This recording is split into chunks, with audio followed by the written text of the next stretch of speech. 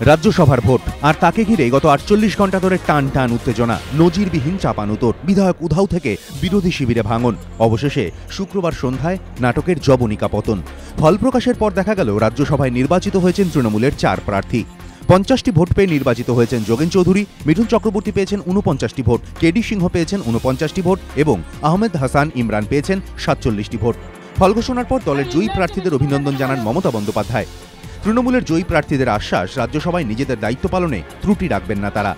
রাজ্যসভায় নির্বাচিত হয়েছেন বাম প্রার্থী ঋতব্রত বন্দ্যোপাধ্যায়ও। তিনি পেয়েছেন সর্বাধিক ৫৭টি ভোট। এদিকে মাত্র ৩৭টি ভোট পেয়ে পরাজিত হয়েছেন কংগ্রেস সমর্থিত নির্দল প্রার্থী সৈয়দ মলিহাবাদী। রাজ্যসভার ভোটের আগে থেকেই সরব হয়েছিল বিরোধীরা। ভোটের দিন ভাঙন প্রকট হওয়ায় শাসক দলের বিরুদ্ধে সুর আরও চড়ালো বিরোধী শিবির। বাম ও কংগ্রেস শিবিরে ভাঙন ধরিয়ে রাজ্যসভায় গেলেন তৃণমূলের ৪ প্রার্থী। বামেদের ৩ জন ও কংগ্রেসের ২ জন বিধায়ক তৃণমূল প্রার্থীকে ভোট দিয়েছেন। এতেই তৃণমূলকে নিশানা করেছে বিরোধীরা। মমতা বন্দ্যোপাধ্যায় অবশ্য বিরোধীদের এসব অভিযোগকে গুরুত্ব দিচ্ছেন না। কংগ্রেসের পাল্টা দাবি, দল ভাঙিয়ে অনৈতিক রাজনীতি প্রতিষ্ঠা করার চেষ্টা করছে তৃণমূল।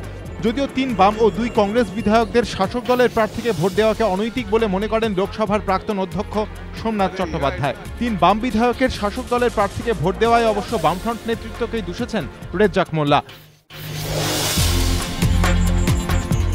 উপলক্ষ ছিল জ্ঞান প্রকাশ ঘোষের জন্মশতবার্ষিকী পালন।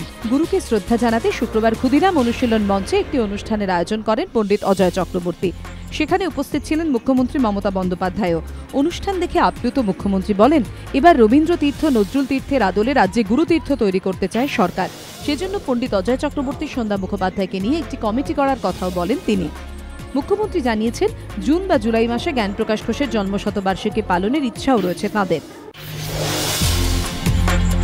बंगाल टैक्सी एसोसिएशन और West Bengal travels welfare association की तरफ से आज हम लोग मालिक और ड्राइवर को आगाह करना चाहते हैं।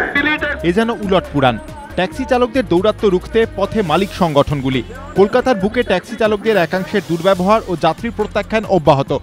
পরিবহন মন্ত্রীর বারংবার হুঁশিয়ারি সত্ত্বেও পরিস্থিতি একই রকম, এমনটাই অভিযোগ শহরবাসীর। এই পরিস্থিতি মোকাবিলায় এবার পথে নামল খোদ ট্যাক্সি মালিক সংগঠনগুলি। তাদের অভিযোগ, যাত্রী প্রত্যাখ্যান ও চালকদের দৌরাত্ম্য রুখতে কড়া ব্যবস্থা নিচ্ছে না পুলিশ। তাই চালকদের সতর্ক করতে এবং যাত্রীদের মধ্যে সচেতনতা বাড়াতে উদ্যোগী ট্যাক্সি মালিক সংগঠনগুলি। শুক্রবার থেকে শুরু হলো প্রচার অভিযান। পাশাপাশি মালিক সংগঠনগুলির তরফে একটি ফ্যাক্স নম্বরও দেওয়া হচ্ছে যাত্রীদের জন্য। ফ্যাক্স নম্বর 24190570। বেঙ্গল ট্যাক্সি অ্যাসোসিয়েশনের সাধারণ সম্পাদক বিমল গুহ জানিয়েছেন, যাত্রীরা তাদের অভিযোগ এই নম্বরে ফ্যাক্স করতে পারবেন। অভিযুক্ত ট্যাক্সি চালকের লাইসেন্স বাতিল ও আর্থিক জরিমানার জন্য সংশ্লিষ্ট কর্তৃপক্ষের কাছে তদবির করা হবে। সেই সঙ্গে তিনি জানিয়েছেন, যতদিন না পর্যন্ত উন্নত পরিষেবা সুনিশ্চিত হচ্ছে, ততদিন ভাড়া বাড়ানোর দাবি করবে না মালিক সংগঠনগুলি।